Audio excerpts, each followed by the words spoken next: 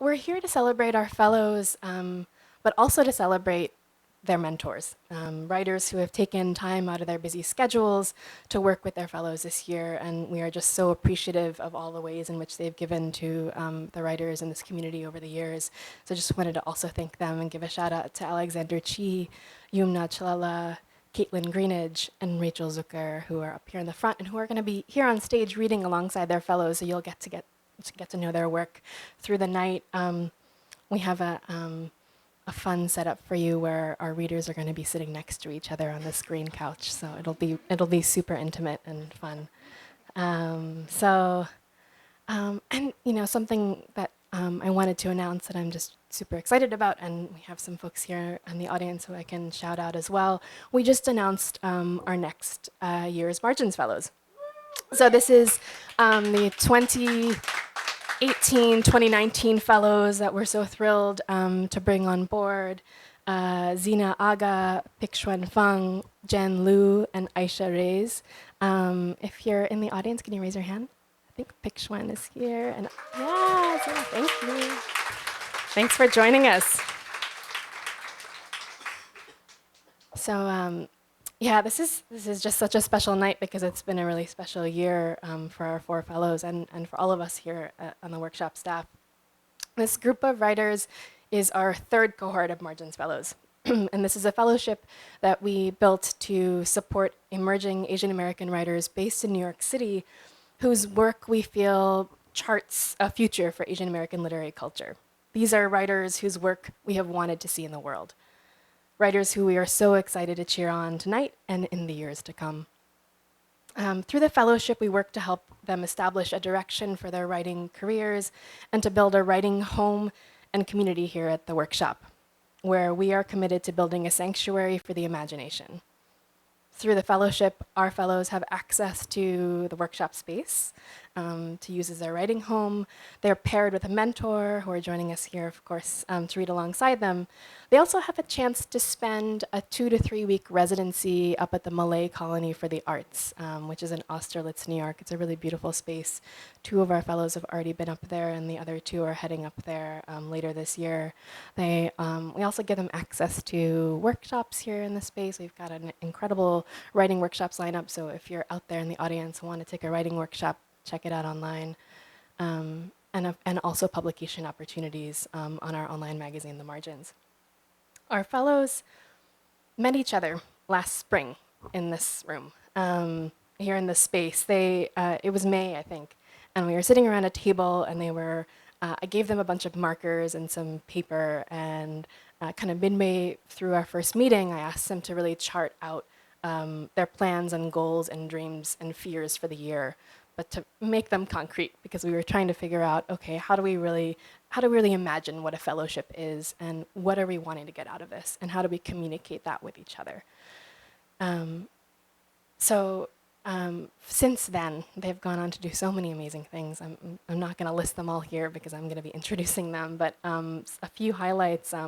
Rami, Kyle, and Yin Yi traveled with us down to Washington, D.C. last summer to read at the Smithsonian's first ever Asian American Literature Festival, and absolutely killed it on stage.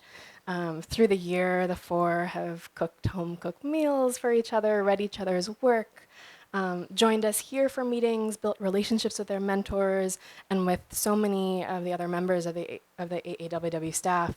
They've attended each other's readings across the city and spent a lot of time chipping away at novels, chapbooks, poetry collections, essays, and more. And we're here to celebrate all of that, all of those achievements, the writing, but also the friendships that they've built. I'm really in awe of them for their generosity of spirit, their drive and ambition, their brilliance, and their love for each other and this space. So without further ado, I'm going to introduce the first pair up to the stage. The way this evening is going to work is I'm going to introduce a fellow and their mentor. They're going to join us here on stage, sit on this lovely couch, and read one after another. So the mentor will read first, and then our fellow. So I'm really excited to bring up Mariam and Kaitlyn first.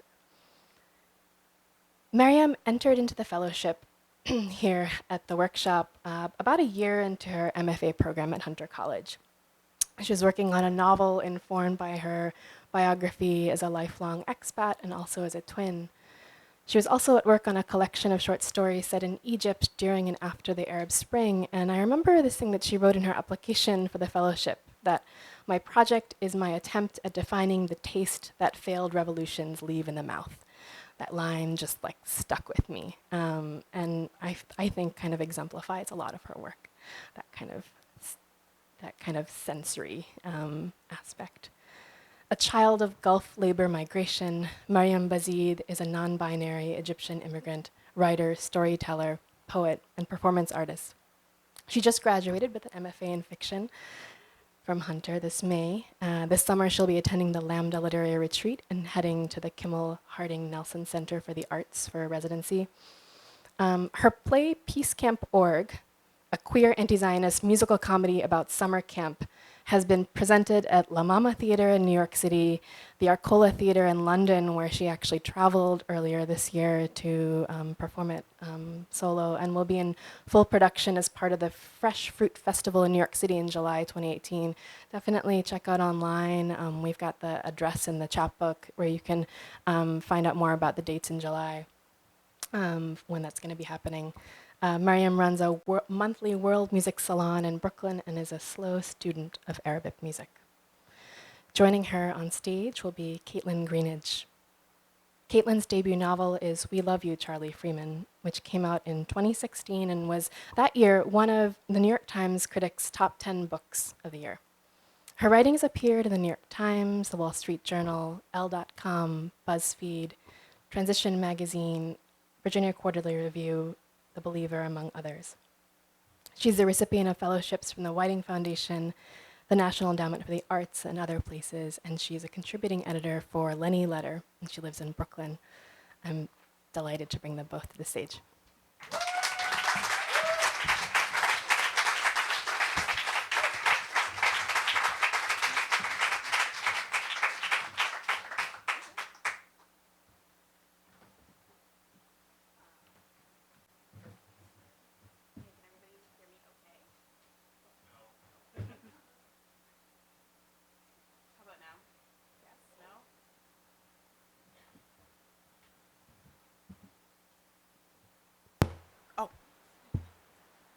Okay, I think that's a little bit better. Yes, okay. All right, so I'll begin. I'm going to read an excerpt from a short story that was published a few years ago in Quelly Journal. It's called Emperor of the Universe, and I'll just begin. When my mother found out I was going to marry you, she said, "A man like that, you'll always end up sleeping on his back. He'll never sleep at yours." And I was ashamed because how did she know it was already like that with you? That was how we slept every night together. Our first night lying side by side, you slept with your smiling, open face to the wall, and I was the one who curved to your back, stuck too close for comfort. Before we were married, I was not a kitchen girl. I was the girl who made a point of hanging out with the men while everyone else cooked. I would come into the kitchen in my tightest dress, my nails all painted red, and say, smiling into the other women's sweaty faces, "I just don't know how you all do it." We met at a show, of course. I was there with my cousin Morris. He was trying to get into your band, and I stood up at the front of the crowd with him. He said, "Delmore's nickname is the Emperor of the Universe." And I laughed and said, "Who gave him that one? He's making it up himself. I'm the Queen of Sheba, if that's the case." And then you came out on stage. You just started wearing the blue tux in the act. You stood at the front of the stage and looked down at the crowd, and after about the fourth or fifth song, you sang Only to Me. The hit, your only hit, had just come out. You sang it 10 times in a row, and each time you sang it, you made the words dirtier. I was a grown woman when we met, or at least I thought I was, but still the things you put in that song were so dirty they made me blush. To this day, I can't hear it on the radio without my face getting hot. The band at your funeral played it, and our youngest granddaughter, Isis, she danced to it, and it made me laugh, and it made me cry, and it made me blush all over again to see her in the middle of St. Claude Avenue, 4-year-old shoulders, shaking to a love song. When my mother told me I would always end up sleeping at your back, I knew I had to prove her wrong. The hardest part about loving you was pretending I didn't care so much. So many girls cared about you. Before you married me proper, in the house on Barrack Street, there lived Anita and Mary and Maureen. You knew enough not to mention their names and the other names to me, but I knew who they were. I saw them at the bar when we went out late at night. They would look at me, and then they would look at you with burned out eyes. They loved you so much it burned the life out of them, and who wants a woman like that? It scared you away from them to me, so I taught myself to keep my eyes cool, to look as if I didn't care so much, so that you would love me best. All over town, you knew you'd get a warm welcome, but with me, you were never sure if I would grab your face and kiss your cheeks or blow smoke in your ear and only half listen to your stories. When you'd come home from a long tour, I'd be sweet at first, maybe for an hour, maybe two, just so you'd know what you were missing. But then it was work. Fix the porch, change the light bulb, play bass and sing at my mother's church because I'd already promised you would. I said, I don't care if you got hundreds of girls screaming your name 2 weeks straight. I said I didn't care if you lived your life away from me in a baby blue tuxedo and a fancy mustache. I said, all I care about is you being a good man to me, and I never let you see how surprised I was that you submitted, that you gladly submitted. You laughed and took off your tuxedo and put on work pants. I would have been so happy if you kept your tuxedo on forever, but you took it off for me. You fixed the porch. You took your bass and picked up every solo in my mother's choir. I wasn't in the habit of ever saying that I loved you. I said it to you only 3 times when we were married, the day each of our sons were born, though you told me you loved me often enough.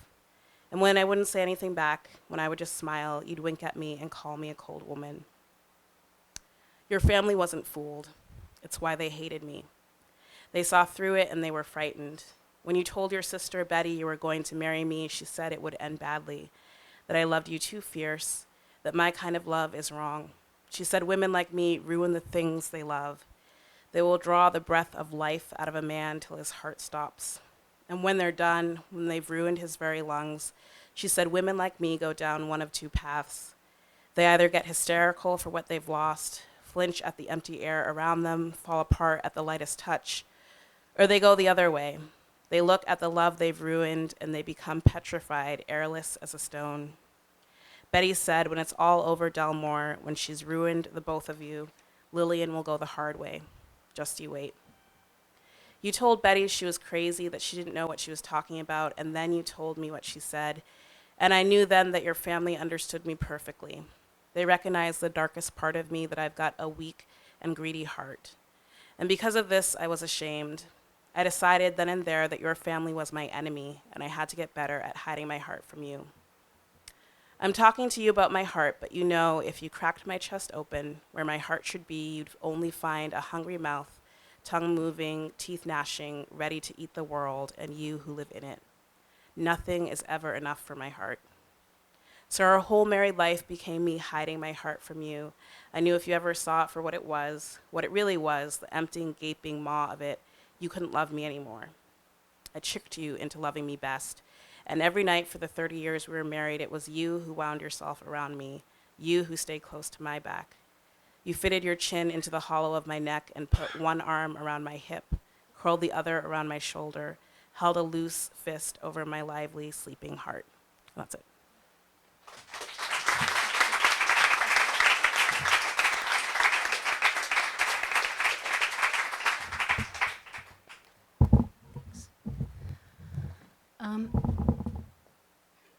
Is this okay?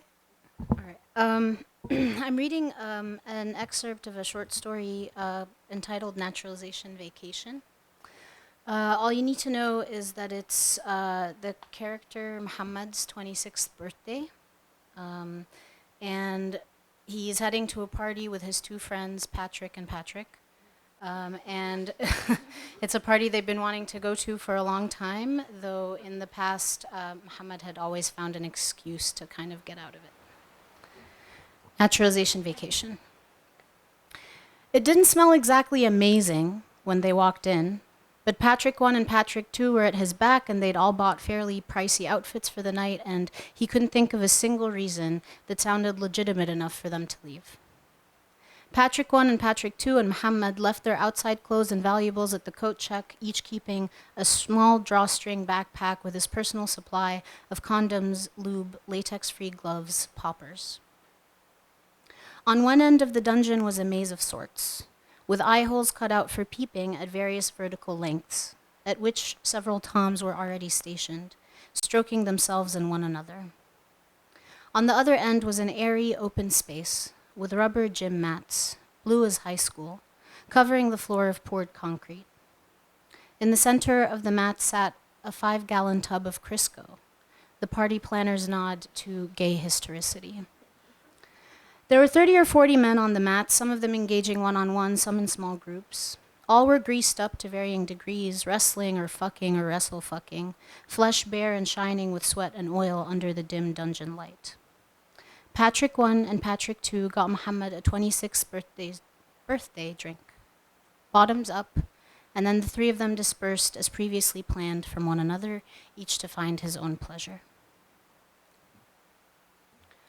The only time Muhammad remembers ever hearing the word fag pronounced khawal, spoken at the end of his father's lips, is about a song one summer that came on the TV.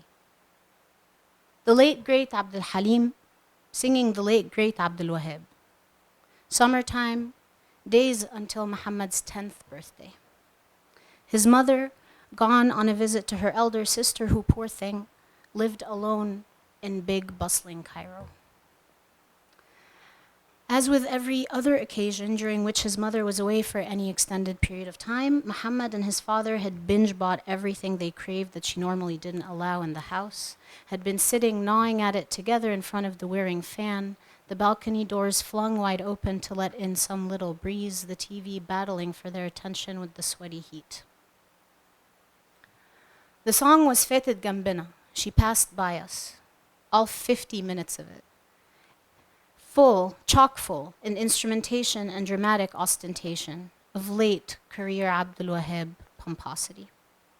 The story song is sung by one of two best friends, both in love with the same woman, who passes by them one casually violin-filled day. The singer finds out at the very, very end of the very, very, very long song that the smile he thought intended for his friend had been all along, of course, for him. Muhammad is about to ask his father if he can change the channel when the elder man speaks. Ow! I promise you, a whole stable of whores could have run by either of those two and neither man would have even blinked. Al-Fatid Gambina el. Muhammad, unclear what his father means but assuming he will soon be told, grabs and opens another bag of candy. He eats a red one, then a green one, then a purple one. Did you know that or no about those two? Know what? Kan khawal. Both of them, actually. Khawalat hum al-ithneen. Known about them both courting each other for years before God showed his mercy and gave the one bilharisya and the other a heart attack. More than the threat of divinely ordained killing, it was the word courting that stuck itself orally in the flypaper of Muhammad's memory. Exactly how his father said it. Exactly how his mustache covered the open black space between his flapping purple father lips.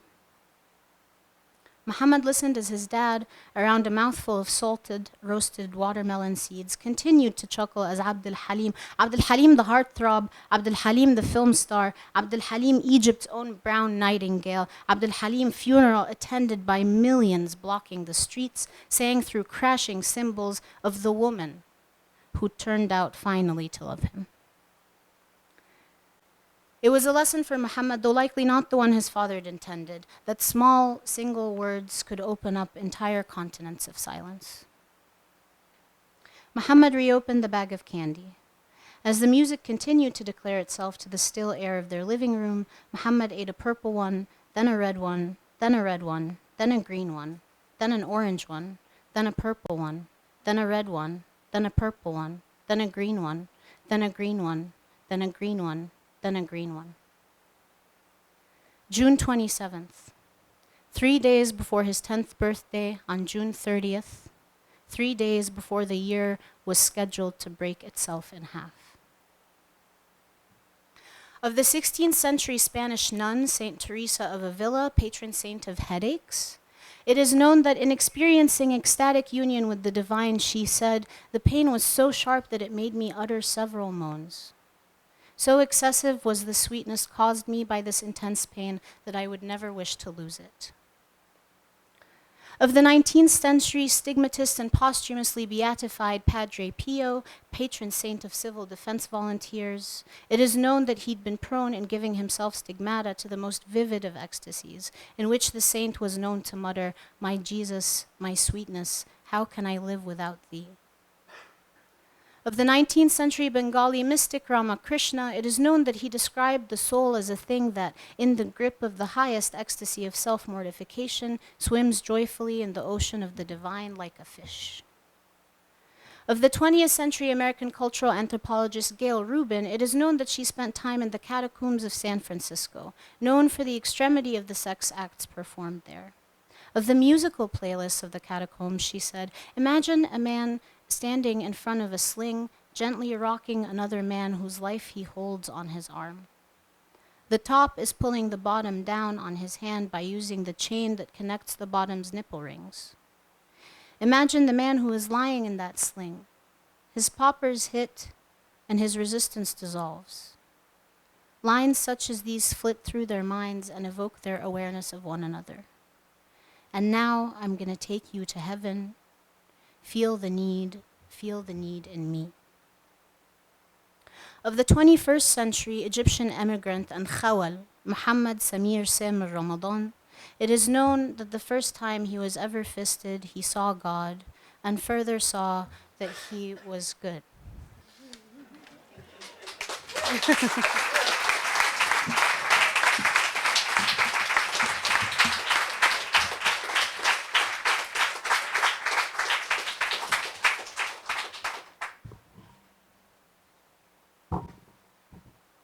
That was amazing. Thank you. Next up, we are going to have on stage Rami Karim and Yumna Chalala. Rami joined as a fellow while completing a manuscript of poetry titled 40 Years, which through poems follows diasporic voices from 1975, the start of the Lebanese Civil War, to 2015, moving non-linearly through time. You can actually read an excerpt from the longer work on the margins. Rami's always was always also at work, is now at work on a novel, an excerpt of which is actually in this chapbook, so really excited to see that. In their application for the fellowship, they wrote of the way that poetry had become a way of playing their intellectual attachments, is what they said. Their intellectual attachments, their worries, nostalgia, and ambitions off each other. Something else that they wrote that really stuck with me was this. "I'm constantly challenged by the choice to accept or fight against the notion of a language's failure to wholly account for life experience, specifically that of living in a body one has not chosen for themselves, while resisting expectations associated with it." I really appreciated that and what that brings to their writing. Rami is a writer and artist living in Brooklyn. Their work has appeared in the Brooklyn Review, Apogee, Maxine, The Margins, and Takwerk. And they are the author of Smile and Nod, a chapbook that is for sale in the back and is now in its second printing, very excitingly. Joining Rami on stage will be Yumna Chalala. Yumna is an artist and a writer whose work investigates the relationship between fate and architecture through drawing, video, sculpture, prose, and performance. She participated in the 2011 Performa Biennial and is exhibited widely, including the ICA London, Rotterdam International Film Festival, the Drawing Center, Dubai Art Projects, among others. Her book of poetry, The Paper Camera, is forthcoming from Litmus Press. She's the founding editor of 1111, a journal of literature and art, and a recipient of a Joseph Henry Jackson Award. Her writing appears in Urban Hopes Made in China and in publications such as Guernica, Bespoke, Cura, and Prairie Schooner. In 2010, she co-founded the Institute of Mutating Cities. She's an associate professor in Humanities and Media Studies department at the Pratt Institute on the core faculty of the MFA in Writing program, a founding member of Poetics Lab and co-coordinator of the Architecture Writing program, and this year has served as a mentor to Rami through the fellowship. So I'd really love to welcome them to the Green Couch. Thank you.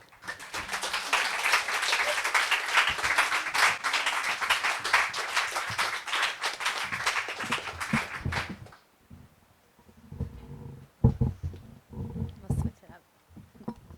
Can you hear me? Yeah. I wanted to actually begin by reading a little piece of Rami's in-progress work. This piece for me, this little section, really exemplifies who he is, and I will explain. I got their permission. The drive home is quiet. Everyone is too tired and sunburnt to talk or move much. Salim requests that I take the beach road. It'll take hours, I say. Please, he says. Why not? Nahla echoes from the back seat, Philippe's arm over her shoulder. I take the exit for the beach road, and Salim caresses my thigh in thanks. The road is well lit and traffic-ridden. The radio is playing top 40, and the salty wind is a welcome break from the heat of late August. I realize that I'm not jealous of Salim's boyfriends, but I do miss his friendship. I miss when he treated his friends like lovers. I ask, aren't you going to miss the party? The reason I wanted to read this section is because for me, it's like spending time with Rami. You take the longer road. It's by the beach. It's salty. There's ranting, there's dreaming, there's intimacy, there's nostalgia, there's the hatred of nostalgia. So it's been such a pleasure to get to know Rami, to get to know their work, and to sit in our own version of this journey together. So thank you to the workshop for aligning our stars. This is an excerpt. I'm just going to read a short piece of a short story. The story is part of a collection called Camp, which I actually began in 2003.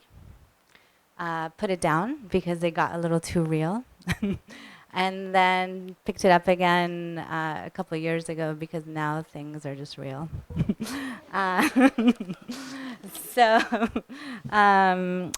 just to give you a context, a group of people who are understood to be Arab-like are gathered together in the Southwest forcibly. And what transpires is a little bit of reinvention of their own past and a little bit of trying to cope with their new present. So this is a speculative piece that's set in the year 2027. It's called Naila. There was sun, and then there was more sun and more sun. You can't imagine loss when it's sunny. Everything reflects the sides of buildings, dirty, dusty windows offer half a version of a sad, tired face.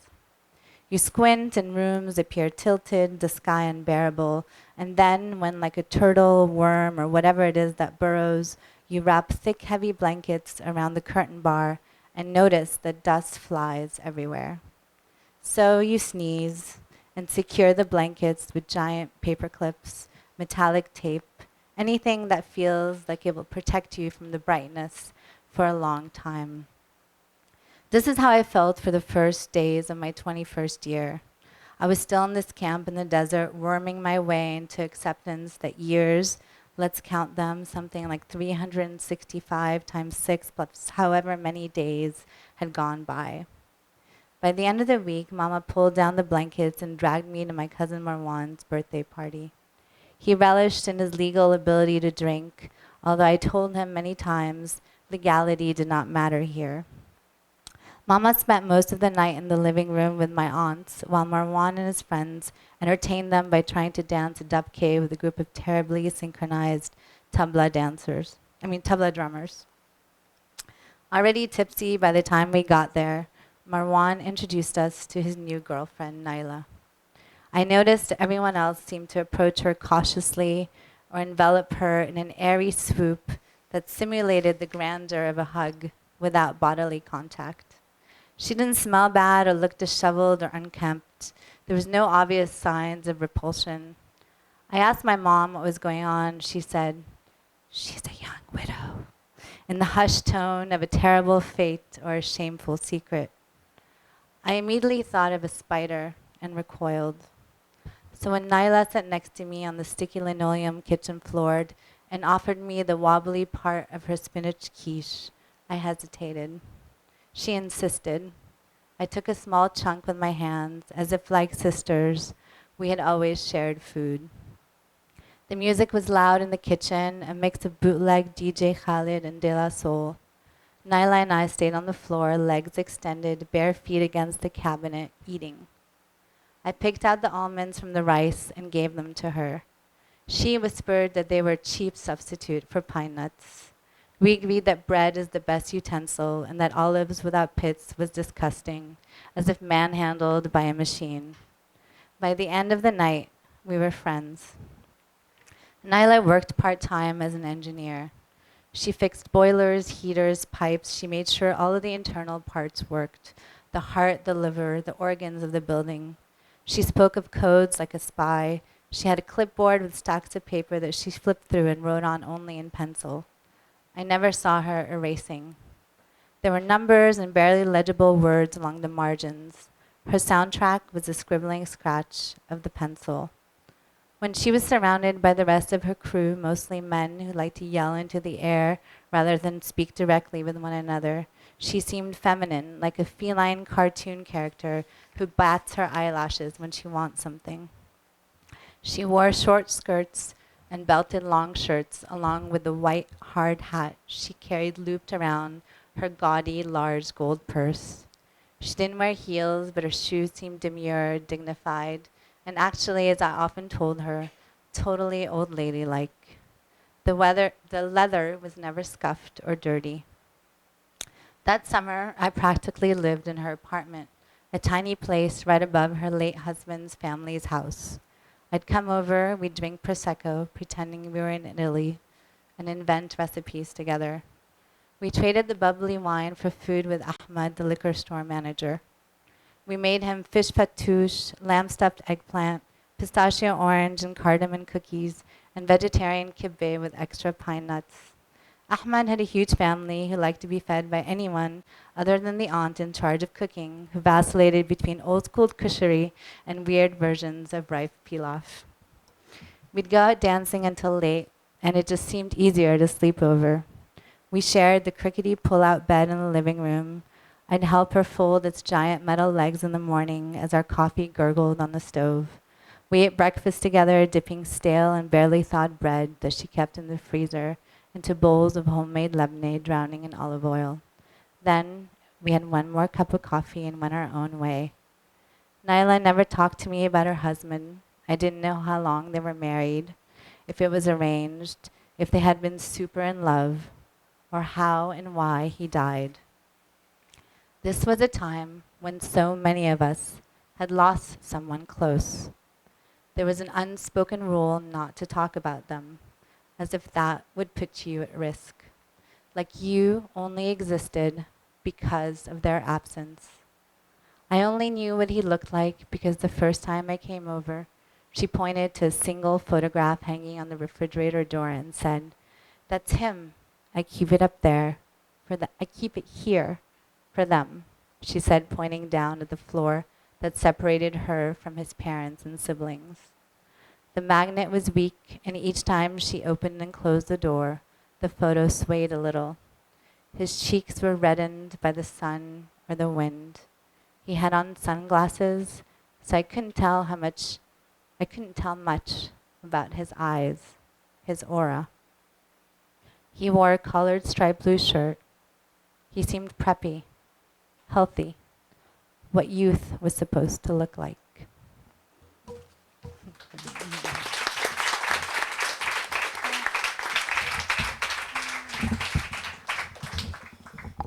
Hi, everyone. Thank you, Yumna, for introducing me. It's been really special getting to talk to you about so many things, so many nuanced conversations that have actually been very helpful to me. So I appreciate that. Thank you.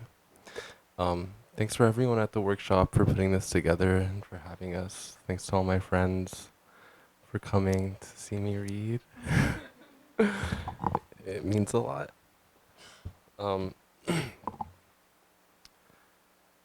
I'm reading from a short novel I'm working on. It's called Training Wheels, tentatively, and all you really have to know is that it's about three friends, the narrator, Nahda, and Sadim.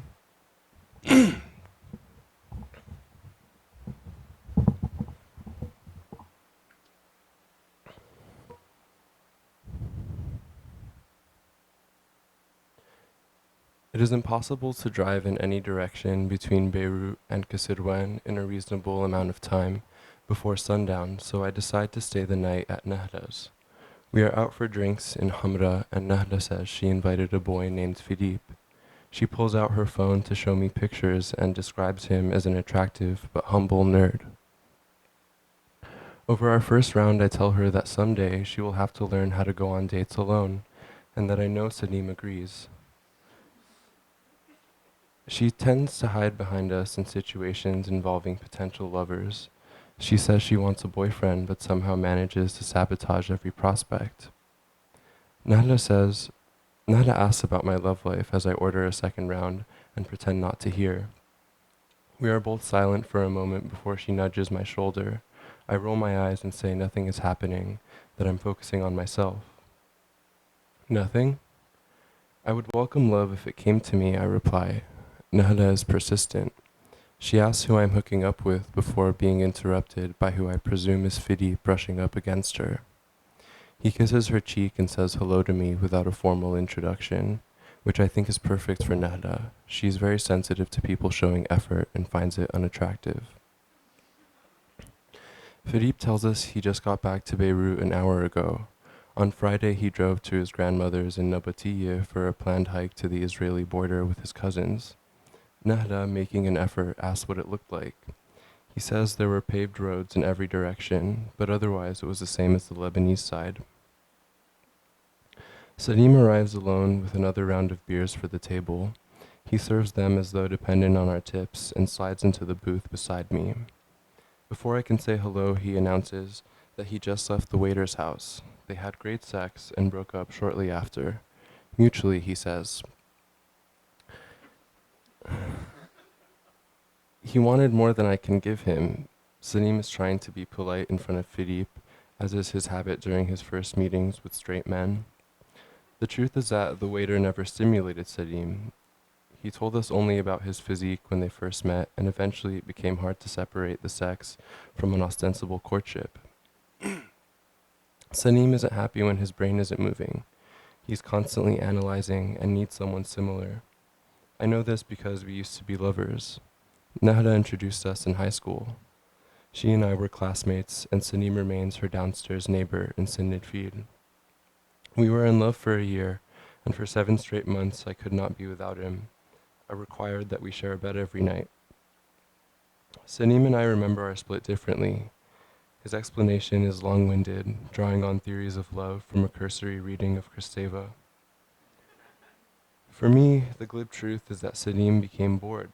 A bond that once excited him felt like it was getting in the way of something. He also hated his job and wanted to put his Canadian passport to use, so he moved to Montreal and worked as a French-Arabic translator at a legal clinic.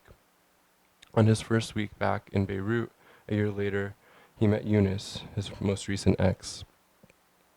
By the end of it, Eunice had found security with Sadim like a toddler with his parents. Sadim Salim felt the weight of it and cheated on Eunice with an ex-fling he cared nothing for, really just to press eject.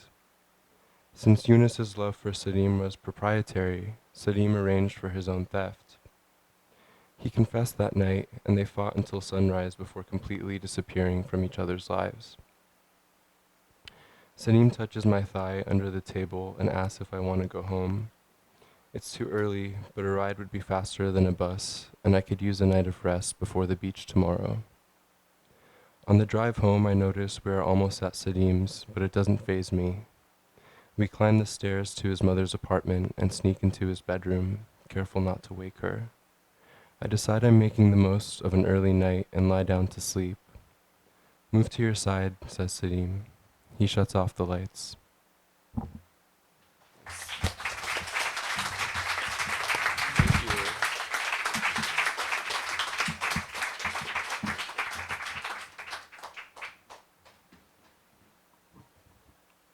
Thank you for that, Rami and Yumna. So next up, we have Lucia Wu and Alexander Chee coming up to the stage. So Kyla had spent her time as a fellow completing the manuscript for her novel, Win Me Something, in which a young mixed-race woman works as a nanny for a wealthy white family, where, as Kyle wrote in her application for the fellowship, our protagonist, Willa, is faced with these fragmented parts of herself and begins to idolize and disrupt the family she works with. In a way, she feels she never had the right to a family and sees a sense of justice in sabotaging another. This is just a really compelling way to think about structuring the novel, and I was immediately drawn to that sabotage. And I think many who've read Kyle's novel feel that way. She's I'm really proud to announce that she now has an agent for her novel and is going to be spending a month this summer at the Eliza Ho Submittable Residency, completing some edits. It's wonderful because also Kyle is now the programs and communications coordinator at Kundiman, where she is, continuing the work that we've been doing at the workshop and continuing it as a writer who's also working to build Asian American literary community. And I think that's really wonderful. And I'm excited to see all the work that she's been able to do through Kundiman. She's also the co-publisher of Joyland and has an MFA in fiction from the New School and teaches at Fordham University. Kyle will be joined on stage by Alexander Chee, who is the author of the novels Edinburgh, The Queen of the Night, and the essay collection How to Write an Autobiographical Novel, which we actually had an event here at the workshop for, and it's an incredible collection which we have on stage and on sale in the back. He's a contributing editor at the New Republic and an editor-at-large at VQR. Alex's essays and stories have appeared in the New York Times Book Review, T Magazine, Tin House, Slate, Guernica, and Out, among others. He's a winner of a 2003 Whiting Award, a 2004 NEA Fellowship in Prose, and a 2010 MCCA Fellowship and Residency Fellowships from the McDowell Colony, the VCCA, Civitella Ranieri, and Amtrak. He's an associate professor of English and creative writing at Dartmouth College, and this year has been mentoring Kyle and also was a mentor 2 years ago in our inaugural Margins Fellows cohort. So I was here for a reading 2 years ago for our final reading. So welcome back, Alex, and I'd love to welcome both of you to the stage. Thank you so much.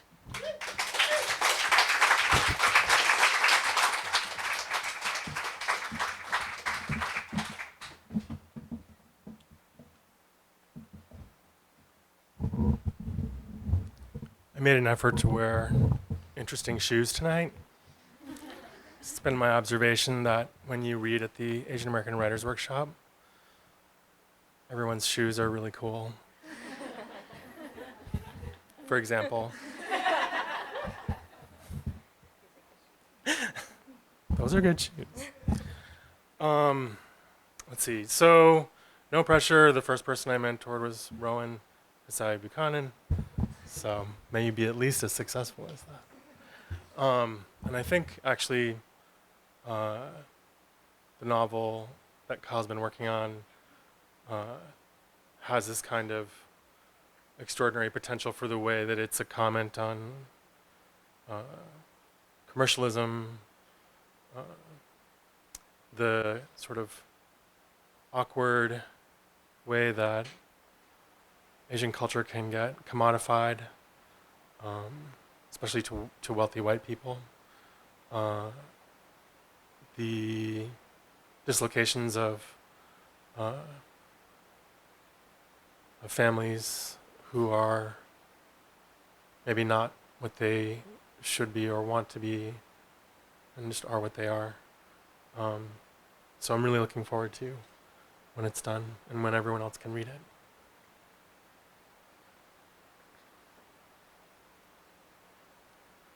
So what I'm saying is get ready.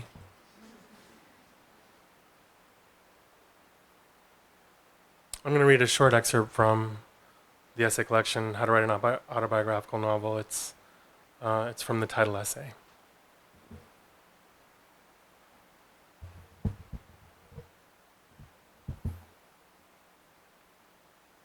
I will tell only the truth, you decide. It's right there, after all, like you could hold it, perfect, in one try. This vision of the novel you are sure you can write sits in your life like a gift from any god you might be willing to believe in, as suddenly real as any unexpected visitor. You must write it, you decide. It would be so easy. You watch each other carefully for years. When you begin, you are like someone left in the woods with an axe and a clear memory of houses, deciding to build a house. You decide you will teach yourself to furnish everything with that axe. You are the axe. The woods is your life. And yet when you sit down to try, the perfection is gone. The beautiful symmetry, the easy way of it, all of it is replaced by awkwardness. Something worse than if your mind made only noise. When you stop, dejected, you see it again, perfect again, as if it is mocking you. Soon you learn that you see it only when you do not try. Thinking this way may be its way of stopping you, but either way, you stop trying, and then start, and then stop. Perhaps you are unfamiliar with why you would try to undo yourself, why you would be your own worst enemy or best friend, or that person who is sometimes both. Now you try to live with what you know. You still see it, even if it eludes you when you reach for it. What is the way into that place, where it is, you wonder? Perhaps it is like the Venetian towns built to confuse pirates. You think you are headed toward the square with a fountain, and instead find yourself in an alley, or out along the cliff wall. Another life. There is that noise still in the mind, drawn over the surface of the entrance like camouflage. You find this only when you decide you must try again. You don't know this yet, but gods, even when you don't believe in them, do not give something easily, not even when the god is you. You didn't make this up, people say to you when you finally write it and give it to them to read.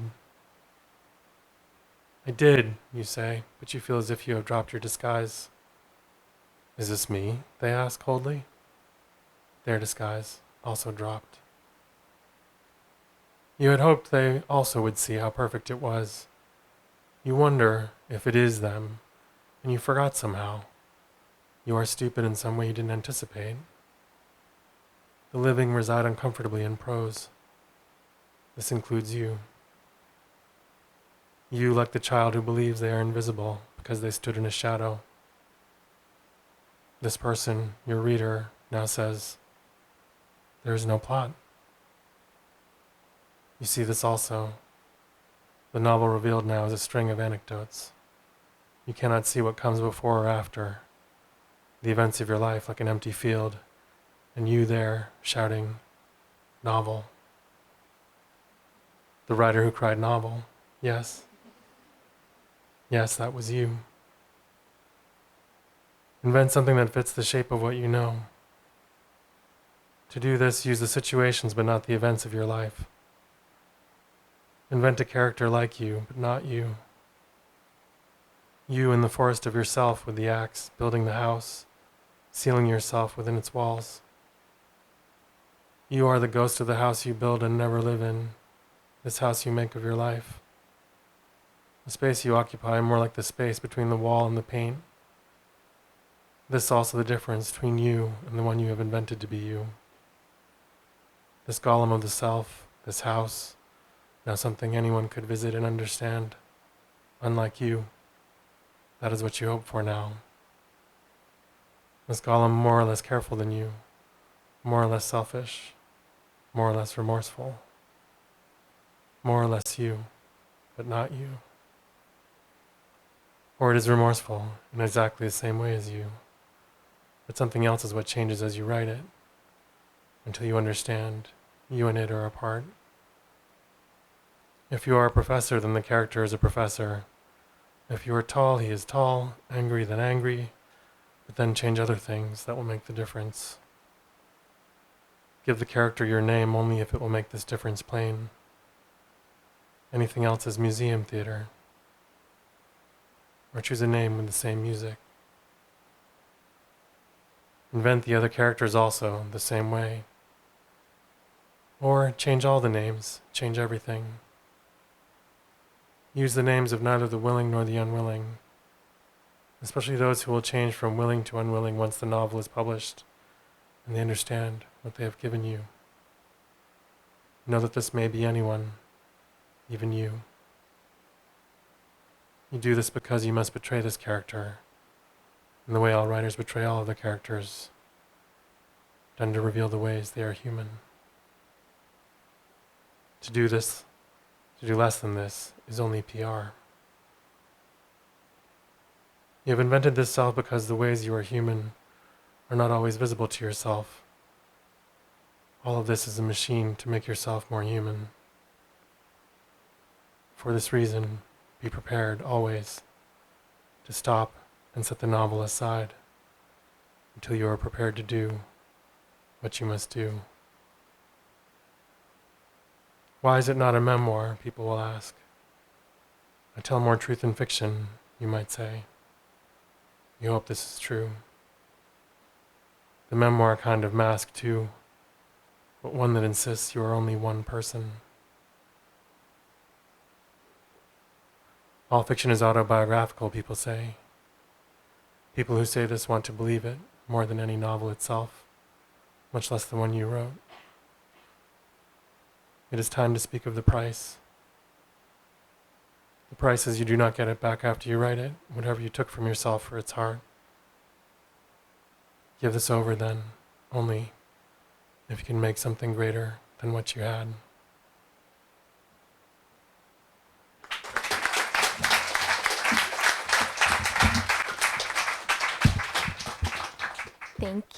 Thank you, Alex, for that introduction. And I just want to say a really big heartfelt thank you to the workshop. This fellowship is definitely, I've said before, like the best things that ever happened to my writing career, and I really mean it, and it's been a really wonderful year. And thank you to Rami and Yin Yi and Maryam for your friendship and support this year. So I'm going to be reading an excerpt from the novel I'm working on.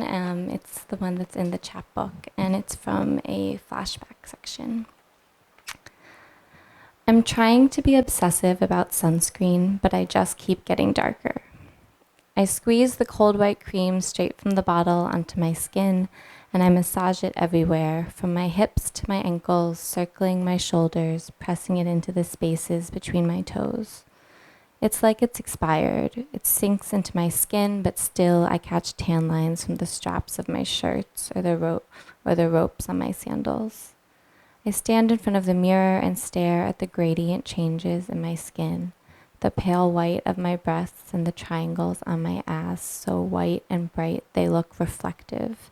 They look impossible. I have never been that white. My skin turns brown even on cloudy days, and it's just sunnier here, I guess. Even at home, whenever I go to the mall or the movie theater, people ask me where I'm from, if I'm Filipino or Mexican or Nepalese. When someone starts to stare at me out of the corner of their eye, pausing as if trying to place me, I wonder what I'll get this time.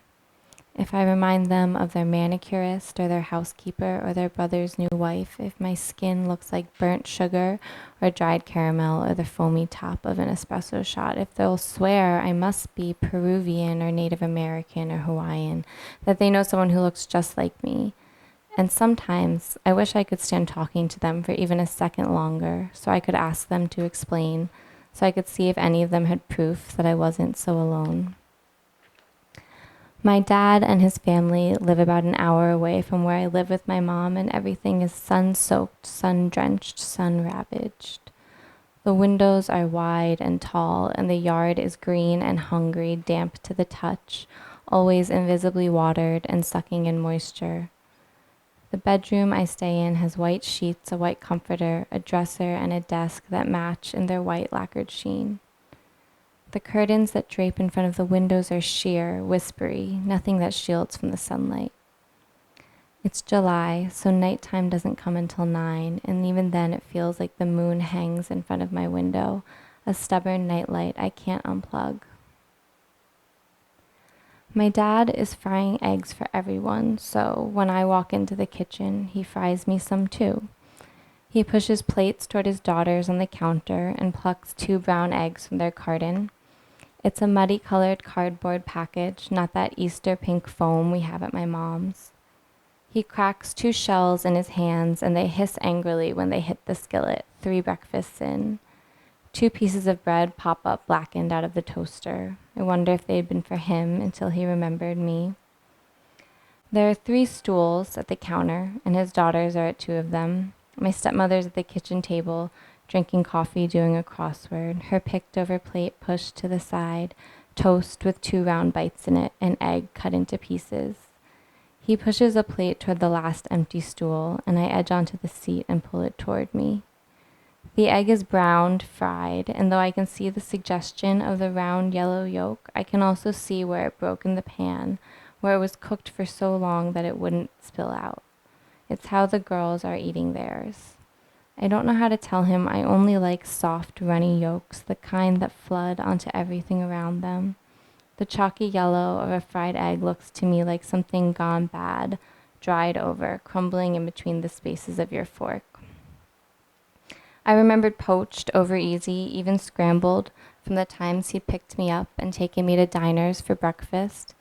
I remembered rye toast, not whole wheat, and black coffee, though what I see here is half and half and hazelnut creamer. I could say something, but what would I do? Ask for another egg? Slide these off the plate next to their shells? I poke at them and section off a piece of egg white with a crispy brown edge, nibble at the butter-glistening toast balanced on the side. Daddy, too much butter, Charlotte says. Can you make me different toast? I watch her carefully, how those words don't bother her at all. I love butter, Esther says, and she grabs Charlotte's, turns the toast upside down, and places the soft, soaked-through side right onto her tongue. I catalog both of these, the wanting and the not wanting, the hungry and the content. More toast, he says, pulling out 2 soft pieces of bread from the bag on the counter. I press my shoulder into the wall and watch everyone in their places. They're beautiful, like a diverse denim ad. My father, like me, and Samantha with skin so ivory it looks like freshly printed paper, like you'd crumple it if you touched it too long. Charlotte and Esther should look like me, mixed, but somehow all I can register is how even though they're younger, they look older, taller, leaner, more poised. Like someone stirred their palate for long enough, like they waited for their portraits to set. What are you going to do today? Samantha asks me. She says it like it's a real question, but she knows there's nothing I can say. It's the summer before my senior year, and I'm stuck here with nothing to do, my mom not wanting me around her newborn all summer. I don't have a car. The nearest center of town is 6.5 miles away. She wants me to admit that I have nothing to do, like it makes me lazy instead of trapped. Charlotte and Esther are in summer school, not for being bad at classes, but being good. In the morning, they have extra hours at Chinese school. In the afternoon, they take science and math. I look at my dad, but his back is to me, turned toward the stove. I take another bite of the egg so I can pull my shoulders up and down instead of talking, and the yolk decomposes on top of my tongue. She takes in this gesture and looks back at her crossword. I've been trying to count how many words I speak at each meal, telling myself that I should participate more, but it's hard when they're all standing around the granite island, responding to starts of sentences I don't know the ends to. They pinch the backs of each other's elbows. They know who wants pepper closest to their placemat. They mix salad with their hands and place the leaf straight onto each other's tongues. Before they leave the house each morning, Samantha slides sunscreen onto their foreheads and noses like she's touching them with a cross. Charlotte and Esther begin to scrape their stools out to get ready for their day. My dad takes a plate for himself to the table where Samantha is, but the movement looks unrehearsed, like he's imposing. I've choked down most of my meal, but I stay for a moment. I watch as my dad sits down and cuts into his own eggs, and they pour out yellow yolk, oozing all the way to the gold-patterned edge.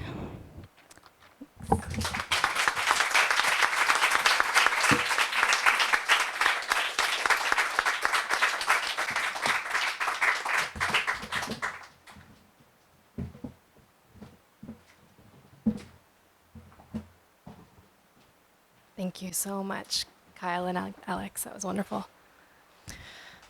So our final set of readers tonight are Yin Yi and Rachel Zucker. So excited to bring them up to the stage to culminate the reading. And how's everyone feeling out there? Yeah, hot. I know. Try to fan yourself. Yin Yi has worked on the manuscript for his debut poetry collection, The Year of Blue Water, this fellowship year. And earlier this spring, received a call from Carl Phillips that he is this year's recipient of the Yale Younger Prize in Poetry for this manuscript.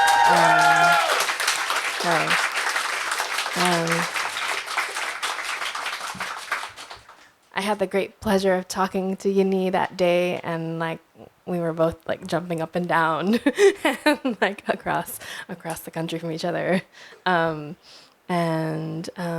it's been really, really incredible to see, to be able to celebrate with him, but also just to celebrate with the entire cohort about this news. It's just been, I think it's, and the whole office. I think we're all just so thrilled. The collection is described by Carl Phillips with these words. The Year of Blue Water speaks to a life that feels decidedly hard-won and worth the hardship, triumphant ultimately. And Phillips quotes from Yin Yi's collection, I quote, "I am worth the work of transformations. I do not fear how I will emerge from myself or how many times." Yin Yi is a poet and critic, and as the 2008 recipient of the Yale Younger Prize, his collection, The Year of Blue Water, will be published next spring. He currently serves as associate editor at Foundry. And joining Yin Yi on stage is going to be Rachel Zucker, who's been serving as Yin Yi's mentor this year, and is the author of 9 books, most recently a memoir, Mothers, and a double collection of prose and poetry, The Pedestrians. Her book, Museum of Accidents, was a finalist for the National Book Critics Circle Award, and she's received a National Endowment for the Arts Fellowship in 2013. Zucker teaches poetry at NYU and is currently delivering a series of lectures on the intersection of poetry, confession, ethics, and disobedience as part of the Bagley Wright lecture series. And really excited to have both of you up on the stage, so please join me in welcoming them.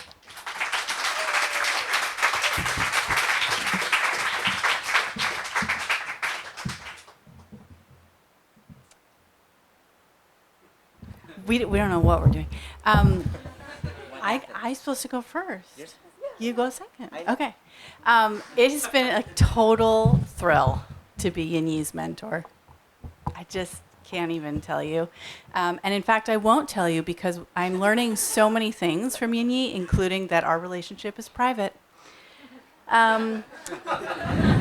It's taken me 46 years to learn that anything is private.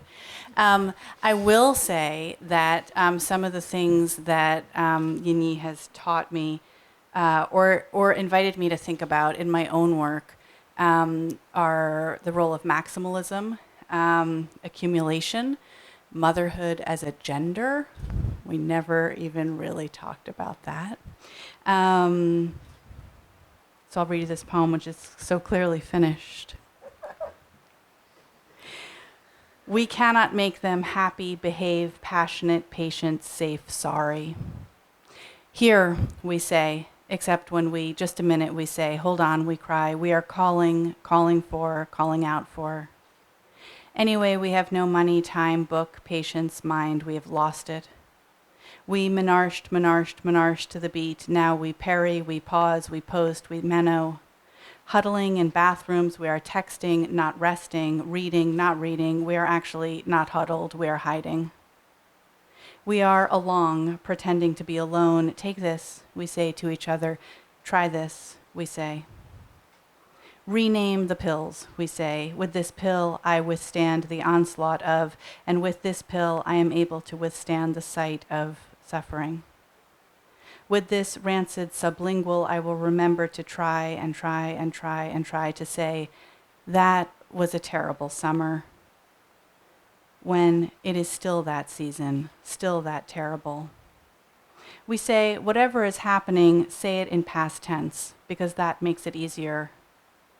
In AA, they say, we say. In labor, we said, but we can't remember what we said in labor. We never wrote it down. We make syllabi for and syllabi for and syllabi for. We enter the crying room and stay.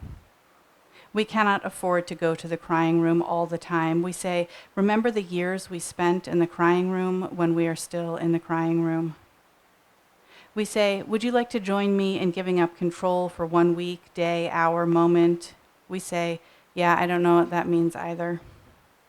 We pray or we do not pray. We dance wildly to the summer's pop offering until we see the video and sit here stunned. We tiny bit want to go to hospital until we are in it, and then no parts of us at all wants to be in any real hospital. It is too quiet, it is too loud, there is a buzzing, a humming, a clanging, a rattling, and when the alarm goes off at 3 a.m., it is not a chirping, it is full on. No one wakes up, everyone wakes up, we cannot reach the reset, there is no ladder, there is a ladder, where was it? Men arrive to push the button, leave a grimy mark on the wall, say, if it happens again. We know, believe us, we know. Turns out you can talk to us like that. Turns out you do all the things we meant when we said, we do not act like that. Them, who used to be of us, them, who are everything, so now we are nothing. We are husks. We are sorry to hear you feel like this, we say to each other. We say it will not always be this way. We say we are listening, but we are diminishing. The news says the small white pills are for, this stretch of suffering is. We say, drink more water if you can. Keep typing here, we say, BRB, sorry, sorry. The sadness is a luxury you can no longer. The rage is a fog, it is not a fog, it is fire, it is not, it is the ocean, it is not, it is nothing, it is full on. Might be humidity, particulate, an insect, or malfunction, say the men who test the machine at 4 a.m. All seems quiet now, lights flashing, no siren. Ma'am, the men call you. You were smart to come. You were smart to call, the men say. No problem at all, they smudge the wall. You might need a new device, the men say. It is seasonal, the air quality, sometimes no one knows. We must all keep calling, we tell each other. Keep calling, writing, menarching the senators, Congress. We say, can you believe the pop song means we cannot afford the middle of the night. The water heater is leaking. We only discover by reporting the intermittent rumbling. Thought that was normal, we say. No, that's not normal. What is normal anyway? Get that checked out, we say. Just checking in, we say. Give it a day, a year's. Can you give in to it if you can't change it? How long does it take to know if something is amiss when everything is? Our jaws cannot unclench. We feel pain in and in our all the time, suddenly, suspiciously, predictably. We say, I know this sounds ridiculous, but just pretend you are a male professor and say something incomprehensible. It works every time, we say to each other. Try it. Can you make the typing sound like rain? Can you make the water of the whole ocean? We cannot afford punctuation. We cannot afford the listserv. We cannot afford not to. But here we say, but we are not here. We are hiding for 1 minute. We only asked for 1 minute. We never asked for. We are in plain sight in the kitchens where no one sees us. We are not gods, but with our mighty hands, we, with our mighty outstretched, overstretched hand, with our weeks, we reach, wretches almost each. We know we are breaking. We know. I've got you, we say, got your back by your side. We say, holding the space, but it is too much space, not enough, no space. We say, holding you in the light, but have no light, or are all hands, or have no hands. We are so light, we are nothing. Hold on, we say. A holding pattern, we say. Hold up, we say. Hold everything. We are sweating, it is not hot. We are cold now in the extremities, always in extremity. Call any time, my cell is just text me. We put white pellets under our tongues or gallons of infusions. We hold the plank, lie in bed, but just for 1 minute. Get up now. We walk and walk and walk and walk. Rest, we say to each other. Be still. Let your thoughts. Call any time. Any time. Who has any time? My male colleagues, we say. Speaking of which, we say, we are lucky, they are lucky to have you. We say all the things we cannot say to the male colleagues to each other. We are a lot like money, we say. If we were gone, there would be no, what would they, but we cannot remember how to finish our own sentences. We are mid. It is still now, even if we pretend this is the past. Hold on, we say. Hold on, we will be right back. Hold on, we are with you, we say, but we are not. We are right here, we say, even though that's hardly true. We are alone. We are never alone. We are always alone. We are always, and we are mothers because we made them, that's why. We are mothers and we are frailing, furrowed, hollowed, and trenched out.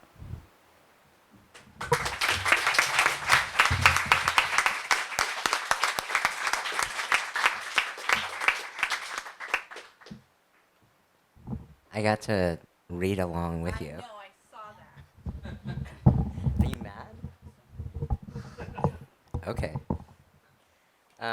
So it has been I've never done this before, so it's been a true pleasure being with the workshop this year and hanging out with Kyle, Rami, Mariam. Jyoti would make some appearances at brunch. And Yasmin, who has done so much to help along the way. Yeah, this has been really great. I want to give a special shout out to my friends in the audience and my mentee. So Rachel's a grand mentor. Hi, Kristen. And yeah, so I'm going to read some poems. This is from the chapbook. If you picked one up, you could follow along, like I followed along with Rachel.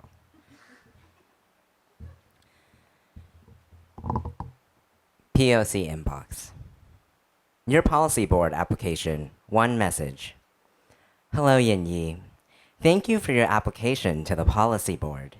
We had a large number of exceptional candidates and made careful considerations based on current commitments, performance, and diversity of viewpoints. Because of this, we regret to say that we cannot offer you a place on the board at this time. However, I did want to catch up with you anyway and get your opinions of how things are going on with diversity in our organization.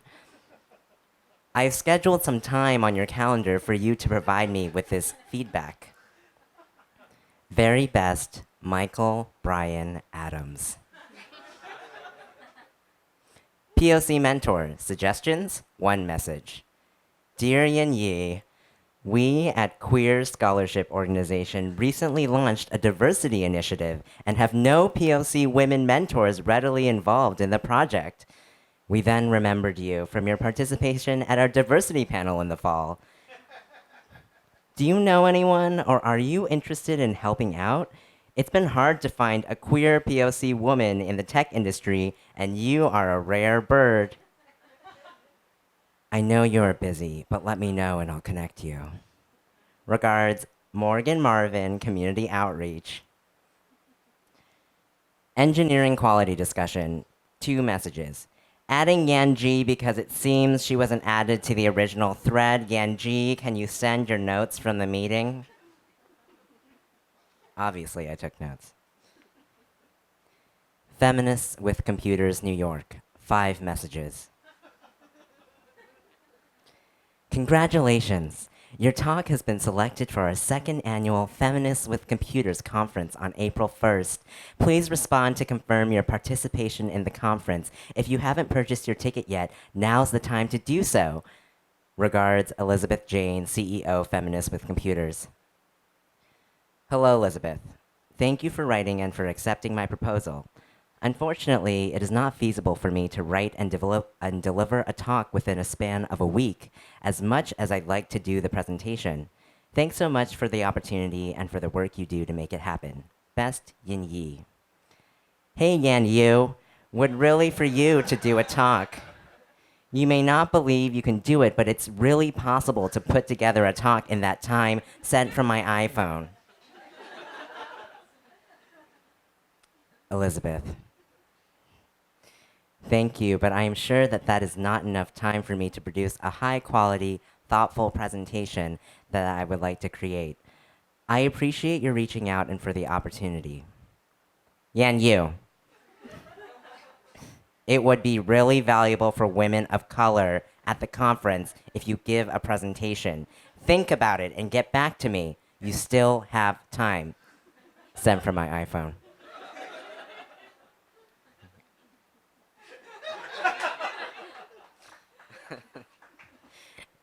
It's not real, but it's real. So the next 3 poems I'm gonna read are actually the 3 poems that were published in the margins from the Year of Blue Water. And now it's not gonna be funny. I don't write about graduation because I had already said goodbye to so many people. Everyone else had plans and family to attend to, so we were alone. It was supposed to be a happy visit, but my life, had ruined it. At the time, I owned a small collection of Oxfords, undoubtedly masculine. Before she came, I hid them in a bag that I didn't move to my new apartment because I knew she would find them there. For 2 days, I wore shoes with no arch support. On the 3rd day, I wore my brown shoes to be comfortable. No one looks at anyone's shoes. Alex Chee. For the rest of the day, we were at the museum and all she could talk about was my shoes. At the foldable table in my new apartment, she asked me if I was gay, which I had told her 10 years ago, but she didn't believe me. She asked me if I was gay, and I didn't say anything, but I cried. She threw away my shoes, and then we had dinner. When I did the dishes, I had to empty the rice onto my shoes, and I never saw them again. We didn't have cable. We had a satellite dish that absorbed wavelengths. Despite being labeled aliens, this is the closest we would get to extraterrestrial. The plane rides count too, 13 hours at a time, which is also the time difference to China. All we did as aliens, we did because at some point it is easier to be lonely than to continue working. Opportunity did not do work for us. To be a foreigner was to be a guest in all houses, to not know manners, to not have a past. Every day was a day when we started over. Every day we were so rootless, we had to make the same friends over and over again.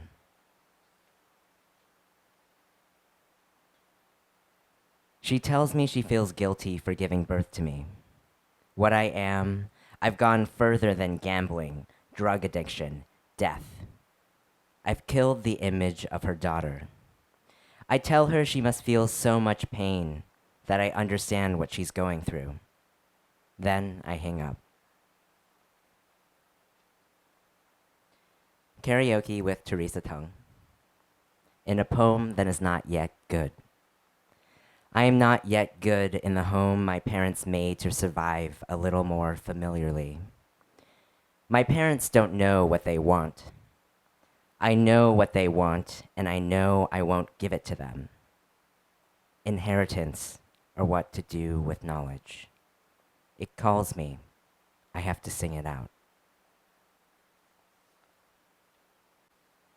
That's kind of long. Should I read it? You can't even read it? Okay. I'm going to read it. Statements and facts. A man objectively twice my size lets me off the subway by leaning back, his arm still arched over the pole because he thinks I'm small enough to fit in the space that he made for me. Why don't I fit into the space that he made for me? If I don't, he can crush me with his body. A man grabs my butt when we are going up the stairs and I tell him not to do it again. A man makes a joke about how small I am. Another time, he calls me helpless. All of this is a joke. When he pushes his arm against my face on the subway, I am objectively so small that this is just where his arm rests. The subway was made too crowded, and nowhere else exists, so I must turn away my face, wait for him to move, or not. A man feels hurt when I ask him not to touch me. Later, he puts his arm around me when he wants to. Later, he puts his hand on my knee when we are with other people. A man grabs my butt when we are going up the stairs and I tell him not to do it again. He grabs my boobs as a joke because it's funnier because he's gay. I'm gay. Sometimes I even look like a man. He will go no further and it doesn't count. I'm not the one who knows the count. A man wants me to walk some more and I say I don't want to. But it's not that much further. Why wouldn't you want to? I say my feet hurt, but they are blistered. They have been this way for miles. To wait this long to say anything means it isn't anything at all. A man grabs my butt when we are going up the stairs and I tell him not to do it again. In my living room without warning, a man shows me his balls. He is trying to love his body. But to me, the rush of pink, what I've been forced to see before. I'm here because I want to be. I already made it this close. To wait this long to say anything means it isn't anything at all. Father's Day. Transitions. Organized systems need constant repetition. You believe this every time you hit me. Once you dove through ice to prove what you'd do for your family. What would I do for my family? What I ask from disappearance is that I don't have to do it again. All right, so I'm ending with a fun poem. It's also kind of like a flashback because I wrote this in 2014. Song of my selfie. I'm bountiful and springy. I jump and bump into the bosom of America. First class and nice ass, big beard and feelin' weird, instant glory a priori. America, where the ratchets dance with hatchets, where Oregon trails receive emails, where the fire blows our bushes until they speak of peaks like the fine tremolo of exceptionalism in the smile of a Trader Joe's cashier. I'm agitating for a raise like Lazarus, but instead I will go to the beach and relish a taco with lesbian hedonism while a strong breeze parts the hair of a tender prairie field. Radical self-esteem is the new transcendentalism. Today is the day I begin cheating with on myself with a better version of myself.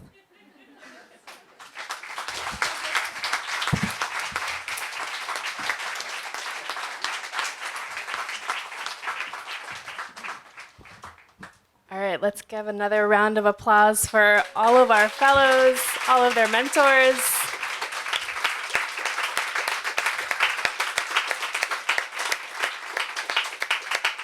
We have books on sale in the back. I think we have books from all of our mentors and also Rami's chapbook back there for sale. And also we have something really special tonight. We have a longevity peach cake that serves over 60 people and is going to be coming out from my right soon, and has marzipan. And so please stick around for cake and to celebrate. We have wine and water in the back, cake coming out the hall, and please buy books as well. So thank you so much for coming out.